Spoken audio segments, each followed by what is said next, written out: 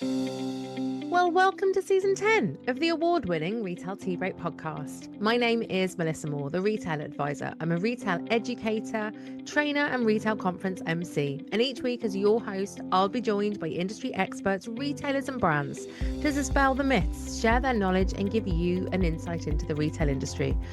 There's well over 100 episodes now for you to listen back to on your favourite podcast platform, or of course watch us over on YouTube. And while you're there, please hit that follow button so that you get to listen first every week. And if you've enjoyed an episode, don't forget to leave a comment or subscribe to the podcast to stay connected. And remember, sharing is caring in the retail industry. Share an episode across any platform with your network. And if you're on LinkedIn or Instagram, tag me, Melissa Moore, and the Retail Tea Break podcast. Oh, and a little secret we've been keeping. You can now find the Retail Tea Break podcast on Substack. You'll get to read my take on each episode, extra learnings, and lots more insight. So subscribe to the Retail Tea Break podcast on Substack today. In the meantime, then, grab a cup of tea, sit back, and enjoy season 10 of the glorious Retail Tea Break podcast. This episode of the Retail Tea Break podcast is a special eTail UK mashup featuring 3 of the very different businesses that you'll find at this year's event. Curvy Kate, Blackcircles, and Persi are all tackling the same challenge in their own way, creating more connected retail experiences. So from AI-powered personalization and smarter customer discovery, to breaking down silos between brand, digital, and marketing teams, to implementing AI across an entire organization, but without losing that human touch. This episode is all about what modern retail looks like when teams, data, and customer experiences finally start working together. So if you want to power your own growth, join us on the 16th and 17th of June at the Emirates Old Trafford Cricket Ground in Manchester, where I'll be emceeing the whole 2-day event. Charlotte Crabb is brand marketing and digital director at Curvy Kate, a brand that has built a loyal community by championing inclusivity, customer connection, and body confidence long before it became an industry trend. So with a background spanning beauty, fashion, and digital first brands, including Net-a-Porter, Charlotte is now focused on bringing brand, marketing, and digital together to create smarter, more connected customer experiences that balance creativity with commercial growth. Charlotte, welcome to the Retail Tea Break podcast. Thank you. You make me sound great. I'm going to come here more often on a Monday. Oh, well, then this is the way it should be. We'll get that blurb to follow you around everywhere. I love it. But you have this incredible experience. You really do. And quite unusually, as I said at the beginning there, it's across brand marketing and digital, which again is not something that we kind of see tied together enough. Yeah. So when we talk in terms of bringing the brand, the digital, and the marketing together, what changes when teams stop working in the silos that a lot of us are quite used to, but actually start working together? Yeah, it's wild, right? So I started my career, God, I feel old. It must have been like maybe 12 years ago now. Misguided, which was obviously like a fast fashion e-commerce brand. And I started there purely in e-com. So I did loads in terms of kind of like site optimization and understanding who the customer was, et cetera, et cetera. And then as my experience has grown and I've taken on kind of more roles and more businesses, whether it's been, like you mentioned, Yoox Net-a-Porter, or whether it's been British Gas, I've done a fair amount of beauty, I've been at LMS. It's been really about understanding the customer full funnel. So I think when you have teams, you have typically you have like a digital and a trade team, or you'd have an e-com team who are responsible for an element of the trading.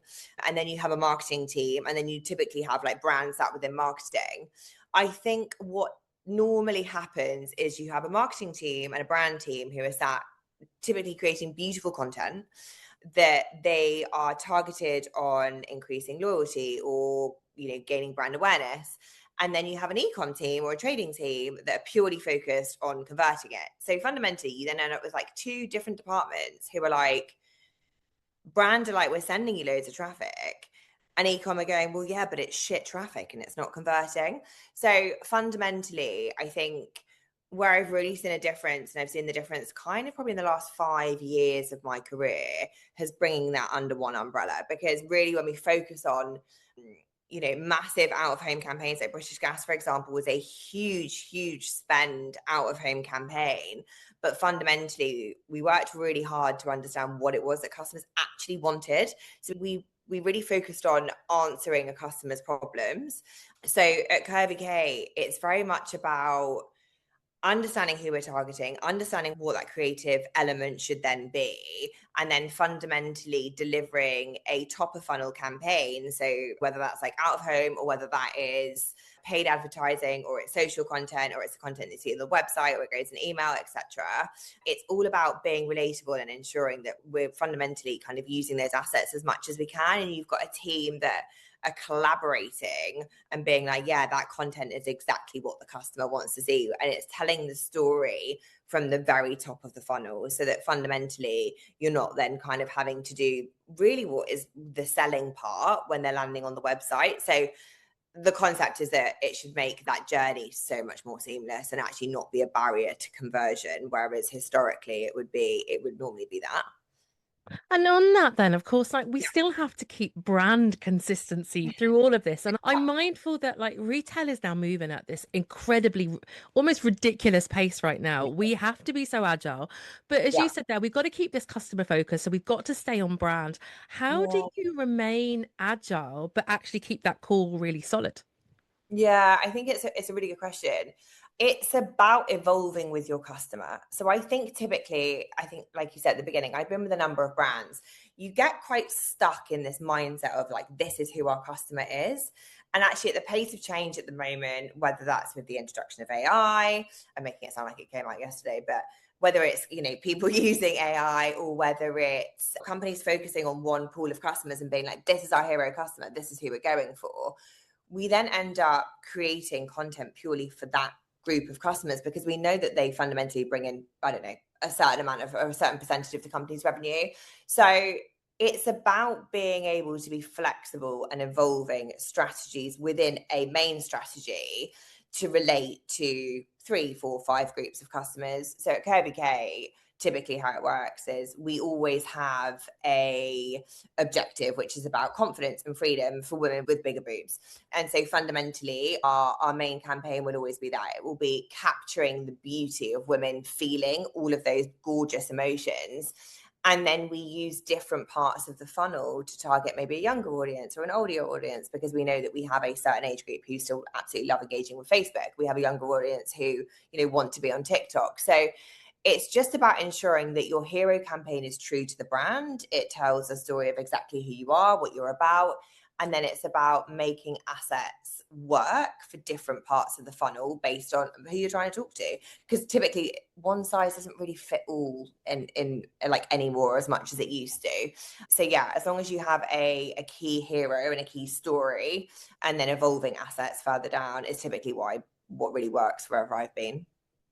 I love this. So you've built a really solid foundation. You know and understand the customer. You Yeah. really know and understand your Yeah. brand and what it stands for. And Mm. then you can move around that, because it sounds, as you say, whether it's Facebook, and yes, people are Yeah. still on it, or whether it's, of course, TikTok, you Yeah. can be completely different, yet the same to the people that Yeah. need you to be. Yeah, and I think the thing is everyone wants to feel inspired, right? Right. Regardless of whether you're buying a bra, whether you're buying a boiler, whether you're spending 5 grand on Net-a-Porter, like the content that you see has to be aspirational to you. So we have kind of 3 pillars at Curvy Kate, which is we create aspirational content, and we do that through a different kind of funnel of influencers, models, employees.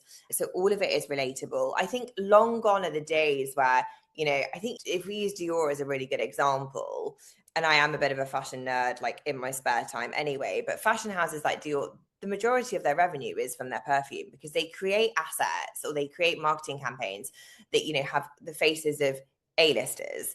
For brands like Curvy Kate, we don't have an A-list budget. And even if we did, I'm not entirely sure that I'd use an A-lister anyway. Great for brand awareness, but a snippet in time. So for me, it's really about creating content that is 1, relatable, 2, aspirational, and 3, educational. Like in a market for anyone in retail, it's so noisy at the moment. And what we're seeing really kind of resonates with customers is images, whether it's video or it's still assets, that people can go, yeah, that isn't unachievable. Like that is what I look like, and therefore that's how I feel, and actually that's why I need to buy it.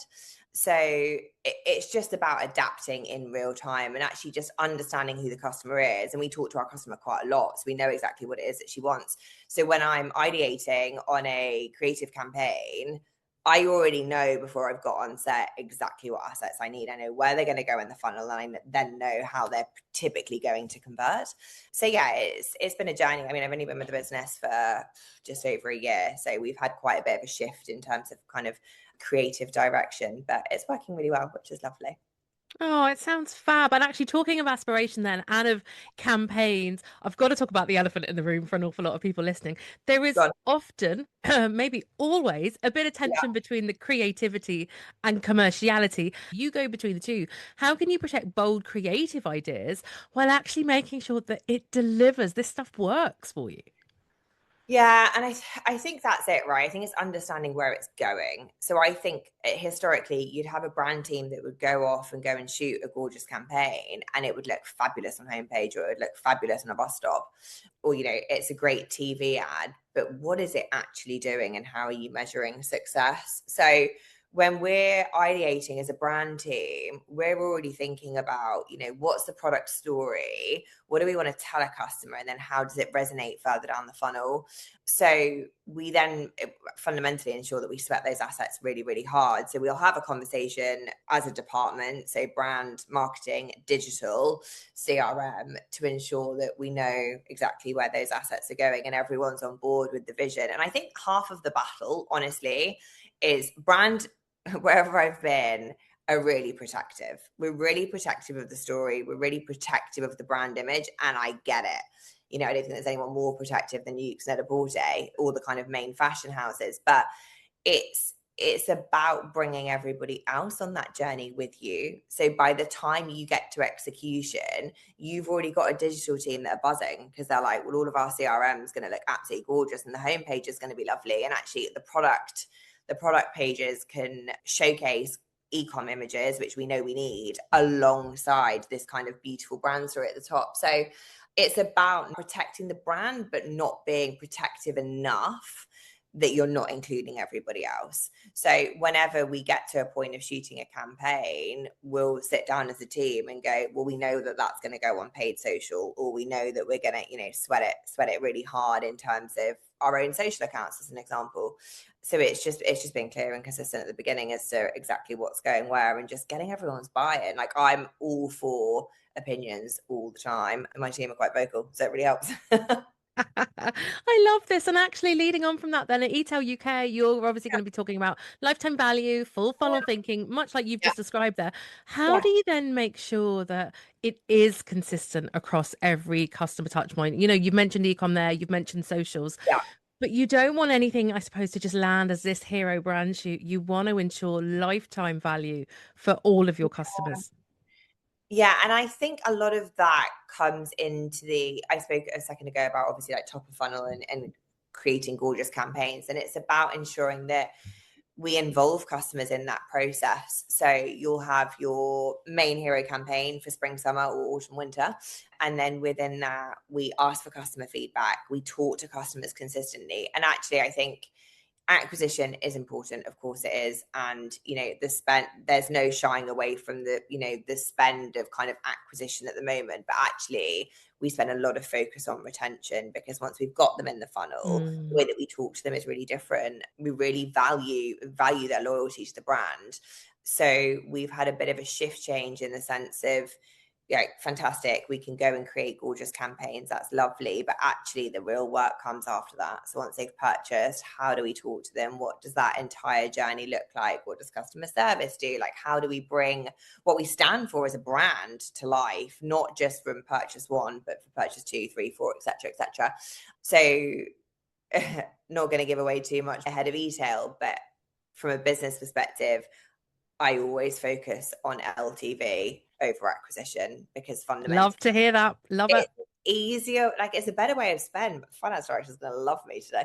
Yeah, it's a way more cost effective use of spend. And actually, I think, the more people we get telling the brand story, because what we do is really cool, it really helps that acquisition perspective anyway. So yeah. I am literally off to go and shop right now hearing you talk like this because I am definitely a customer for you. Very excited to hear you talk more at eTail, of course, coming up now very shortly. Charlotte, Yeah. it's been an absolute pleasure. It really has. Thank you for So joining much me today. Thank you so much for having me. Stephen Dewar is a senior business strategist with deep expertise in digital marketing, data driven growth, and customer engagement. He's now focused on applying artificial intelligence to improve business performance at scale. At blackcircles.com, he serves as director of marketing and a strategic lead for AI transformation, helping to embed AI across the organization from customer service and operations to finance and product development. His work spans the practical use of generative AI, predictive modeling, and automation to enhance decision making, improve efficiency, and unlock new opportunities for innovation. Stephen, welcome to the Retail Tea Break podcast. Thank you, and thank you for making me sound so grand. We love that. You deserve it as well. And I'm fascinated to dig in to AI because, of course, the buzzword now for the last 2 years, but actually, as someone now that's utilizing it across the business, it's great to really get your perception of what's going on. So, look, we know AI is changing how consumers search. They compare things, they're making buying decisions. What's the biggest behavioral shift that you're seeing from customers today that maybe retailers underestimated even a year ago? I think that year ago thing is such an important point because ultimately this is technology moving faster than we've ever seen it before, and it's technology enabling faster change at every single point. So it's very self-fulfilling.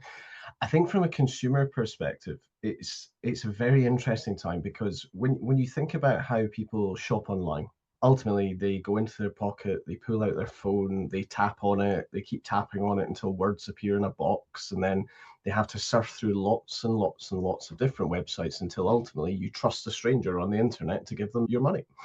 What's ultimately happening is you've seen huge changes in customers are behaving. They're utilizing AI to become more conversational. So even for complex products to very simple things, it's giving them the confidence and a much better online buying experience. So customers becoming more informed, more integrated into their whole shopping journey instead of just having to rely on what brands are telling them. It's such a change in dynamic of consumer knowledge when they're coming to make a purchase. They're also now expecting hyper personalized experiences, aren't they? Because I suppose they're getting Oh, so used to, as you said, everything kind of going their way. But on the other side of that, I suppose they're also becoming more cautious about privacy, about mhm, authenticity. How are brands then like Black Circles balancing that convenience aspect that everyone wants, but also with mhm. trust in this AI era? I think that's it's such an important thing, this balance of trust, and it probably comes from two sides. You've got one, when customers or consumers are going online and using tools like Google or ChatGPT or Perplexity, they're ultimately being fed with information, and it's not so much that they trust what the brands are saying, they're trusting what Google's saying to them. They're trusting what ChatGPT says to them. So on one side, you've got brands have to develop that trust and authority in the eyes of both consumers and AI tools, LLMs. And that comes from truly putting customers first. And I think the basis of all of this is if you understand your customers and you understand their needs and their desires and their motivations, you can create the content, you can create the journey that works not just for customers who have a heartbeat, but customers who are sitting on a server somewhere or some sort of blend in between. That trade-off that people have is that, as you're totally right, as people want a more hyper personalized experience, I don't want to be sold to based on I wear a size 10 shoe. I want to be sold on I'm Stephen and this is how I'm going to use this and this is where I'm going.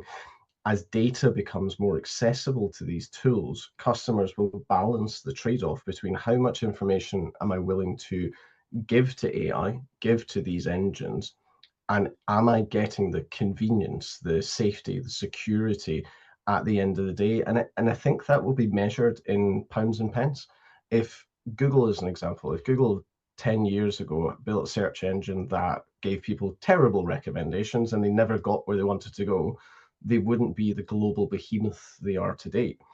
When you look at AI, it's the same thing. These AI tools, whether it is Google's AI overviews and AI modes, or it's your chat GPTs, your perplexities, ultimately they will be judged on how good the answers are that they are giving. And as long as those answers have trust and validation and ultimately help people achieve what they were trying to achieve, people are only going to keep adopting this quicker and quicker and quicker. Is it a trade-off though? Because I know an awful lot of consumers out there are interested, but a little bit scared. Mm. They're like, we have to give you data for you to give us that hyper-personalized experience. Should they be fearing it like a trade-off? Or actually, as you say, if I tell you I want the blue, a blue Mhm, shoe, a blue suede shoe and a size 10, surely mhm. then they're going to get that better answer.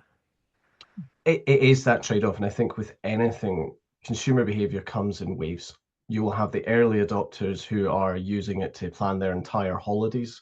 They're going on and saying, look, I just want to go on holiday to this place. This is my budget. Off it goes. There is the trade-off, and it will come with, again, trust as people become more comfortable using it.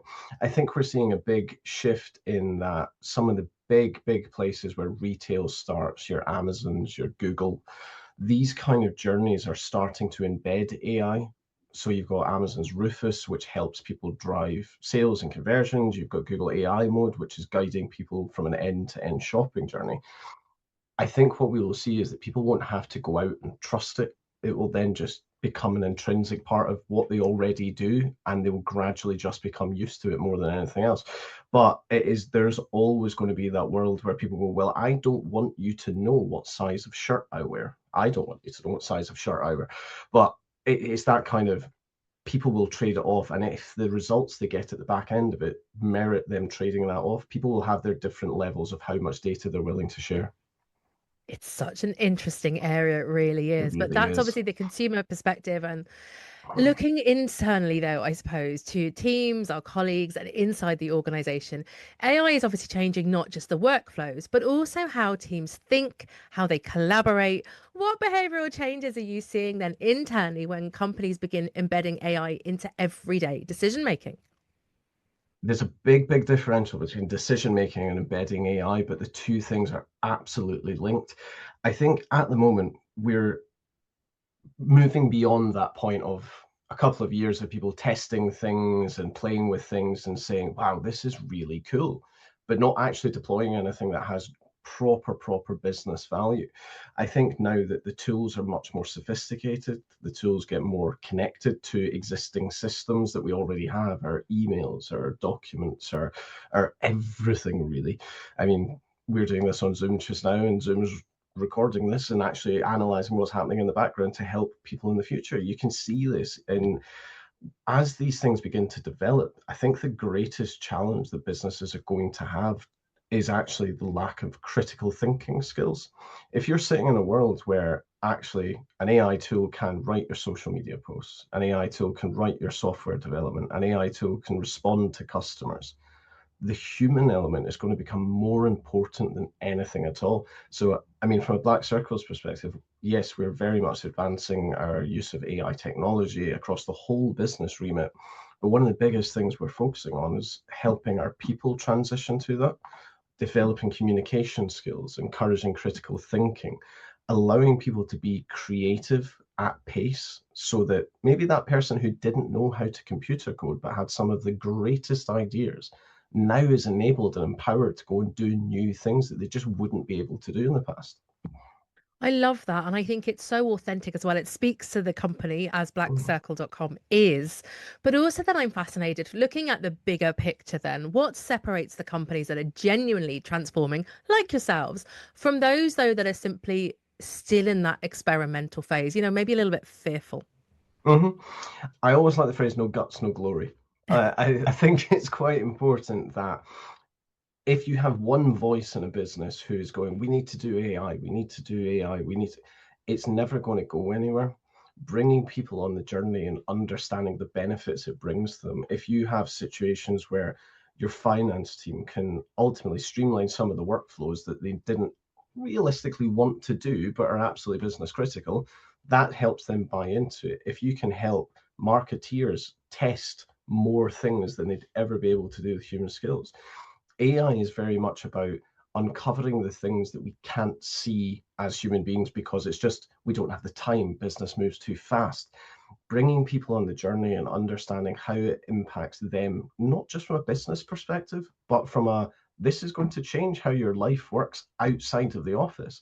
That's probably the most important thing. So it's as convoluted as it sounds, with AI being such a technical advancement, the companies that are putting people first are the ones that are actually going to bring the biggest value and reap the benefits in years to come.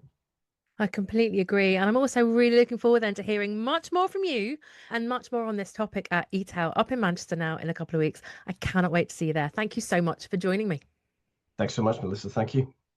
Olivia Parks is founder and CEO of Persi, an AI-powered styling and personalization layer for fashion commerce, redefining personalization with AI that understands people, not just data. With 17 years of experience across fashion and retail, she founded Persi to bridge the gap between how people actually shop and how e-commerce works today, building a future where online shopping feels personal, intuitive, and human. Olivia, welcome to the Retail Tea Break podcast. Thank you so much. Thanks for having me. That was a lovely intro. It is very well written, I must say, but actually very excited to have this conversation because I am fascinated by what you've built. As a shopper now, as a consumer, forget the retail thing, just actually as someone that really wants to utilize this. Very excited for you to be bringing this to the market. But look, before we start, because you have this amazing background in the industry, in the time that it takes to boil a kettle, which I am told is about 2 minutes, tell us a little bit more about your background in the industry. Of course, I think it really helps the fact that ultimately I am my ICP. So my background is very much across brand, marketing, and communications within the kind of retail and consumer space. So I started off working in-house across fashion and jewelry and some beauty brands. And then latter kind of 7 years had my own consultancy where really I was kind of helicoptered in and sort of there to support with retailers building out their marketing offer, their value proposition, but really getting to grips with who their customer was, how we find them and convert them, and ultimately how we retain them. And that is where I essentially landed on this problem around broken product discovery and a real lack of limited personalization. So on that then, you've obviously mentioned it there, but Persi, tell us a little bit about it, what inspired it, and more importantly, the challenges that you're aiming to solve for both retailers and shoppers. Yeah, so as I said, I think as a bit of a shopping addict myself, I certainly had both had the problem, but also as I was trying to solve it in my role at sort of fashion retailers, I also saw this challenge with consumers being overwhelmed by the amount of product there was out there.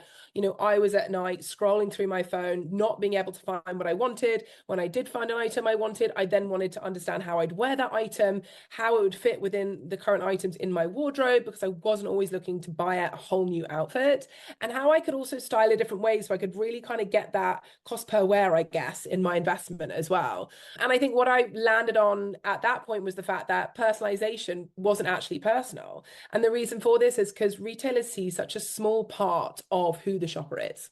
So they know our past behavior, they know where we've clicked on their website, and they know what we've bought from them, but they don't know anything else, what we call the kind of wider context. So who I am, what else is in my wardrobe, what are the brands I wear, and how I style their items. And most importantly, what I'm shopping for in that moment. And I think this is really where I landed on the sort of opportunity and certainly on what we could sort of solve for when it came to Persi.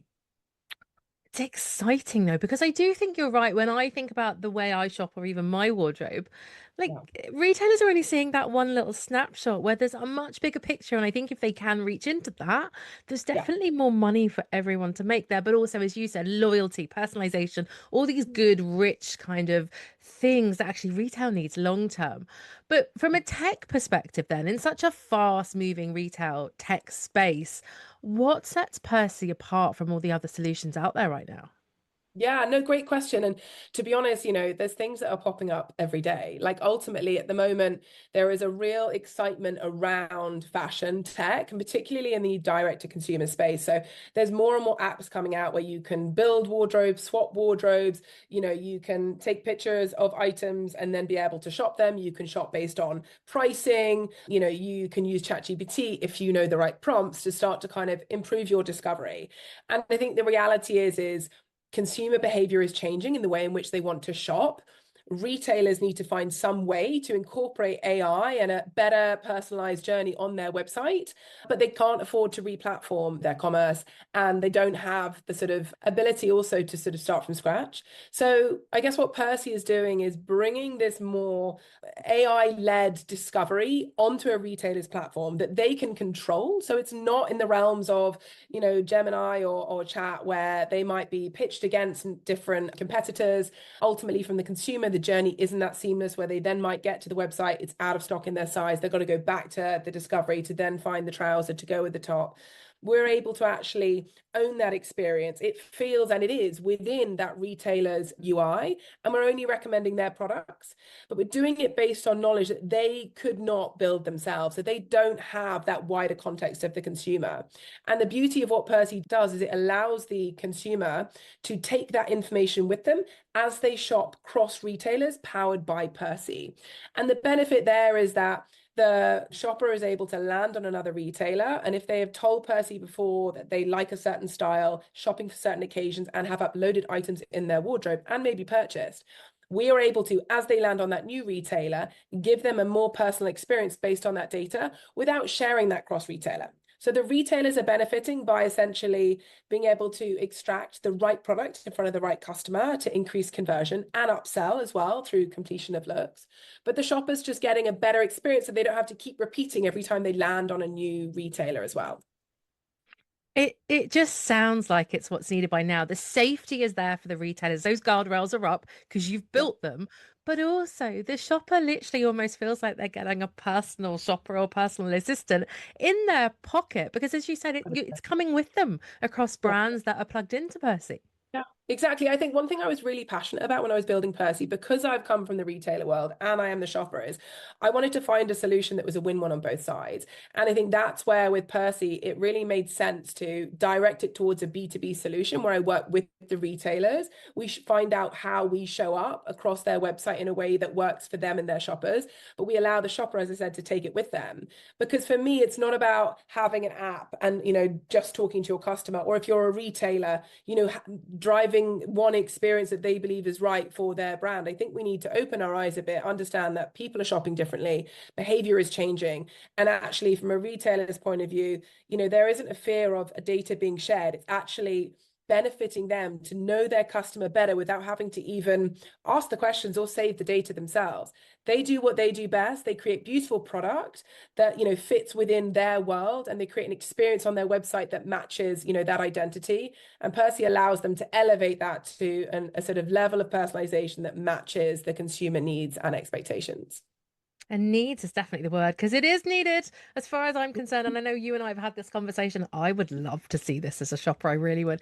But look, you're obviously going to be at eTail up in Manchester now in a few weeks. Very excited. You're doing their version of Dragon's Den. So in that kind of style, if you were to pitch right now, why do you believe both retailers and consumers should pay attention to and engage with Persi today?